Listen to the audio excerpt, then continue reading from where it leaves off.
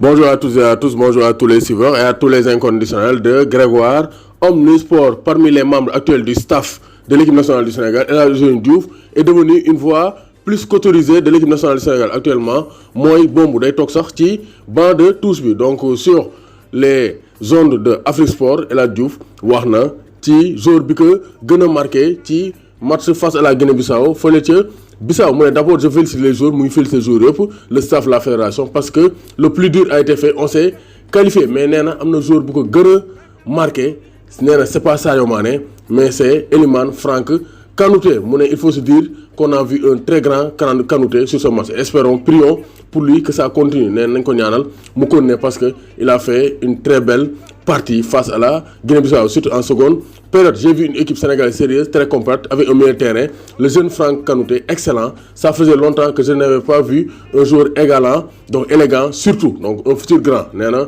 il peut donc vraiment être comme Gana Gueye comme Omar Gueye Sène aujourd'hui donc gis nañ ne vraiment c'est le très haut niveau. El Hadji Diouf nee na c'est un joueur qui lui a donc qui a marqué ses esprits. Elimane Franck Kanouté. Amsatou Fall aussi wax na ci Amsatou Fall donc qui a dirigé l'équipe nationale du Sénégal dans les années 2010 moom aussi nee na Elimane Franck Kanouté c'est l'avenir du football sénégalais, c'est l'avenir de l'équipe nationale du Sénégal. Am na talent donc nañ ko may chance mu gën a exprimer wu et il sera l'un des grands joueurs de l'équipe nationale du Sénégal. Franck Kanouté, un futur grand de la tanière.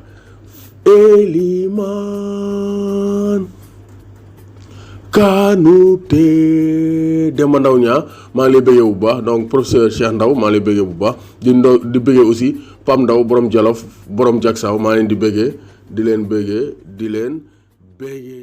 On va parler de l'équipe nationale du Sénégal surtout de Krépin Diatta parce que Krépin Diatta ñoom gis nañ ne Krépin Diatta poste muy joué club am ak poste muy joué équipe nationale bokkul. Aliou Cissé mu ko bëgg a def meneur de jeu mais Krépin Diatta c'est pas un meneur de jeu. À Bruges il joue sur l'aile droite ou bien à la limite sur l'aile gauche, des fois soit piston soit excentré, donc il doit être un concurrent à Ismaïla Sarr ou bien à Sadio Mané en équipe nationale du Sénégal parce que poste boobu lay jouer fële ca Bruges. Donc pour obtenir un rendement exceptionnel avec Krépin Diatta en équipe nationale du Sénégal il doit jouer à son poste en club. Sinon bu ñëwee fii dañ koy football poste boo xam ne c'est pas son poste. C'est ça le grand problème de Krépin Diatta. Moo tax ay début tane woon na mais gis nañ ne actuellement il a des difficultés.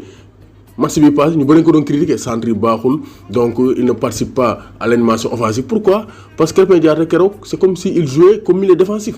Krépin Diatta était beaucoup plus proche de Franck Kanouté que de Boulaye Dia alors que moo war a jouer le rôle de meneur de jeu, d'animateur au sein du milieu de l'équipe nationale du Sénégal. Mais il est bon dans l'agressivité, dans la récupération. Donc loolu c'est pas son rôle. Son rôle c'est pas d'être agressif dans la récupération. Son rôle c'est d'animer, de faire la dernière passe. Moo tax Krépin Diatta bu deful ndànk Aliou Cissé risque de plomber donc le talent de Krépin Diatta parce que poste bu ñu koy footballoo c'est pas un poste qui valorise le talent de Krépin Diatta. Am na talent trop mais il est beaucoup plus explosif. Il fait la différence dans le dernier tiers mais deuxième tiers bi lay jouer wala à la limite premier tiers di ñëw di jege ay Sabaly wala sunu défenseurs et ça c'est pas un poste qui valorise Krépin Diatta. Donc Aliou Cissé keroog il a presque joué avec trois milieux défensifs Badou Ndiaye, Kanouté ak Krépin Diatta. te Krépin Diatta c'est un milieu offensif donc Aliou Cissé il faut nga te Krépin Diatta postam il faut le concurrencer avec Ismaïla Sarr ci aile droite bi parce que Sadio Mané côté gauche bi moo ko moom loolu kenn waxatu ko titre foncier la fa am c'est le meilleur joueur au monde.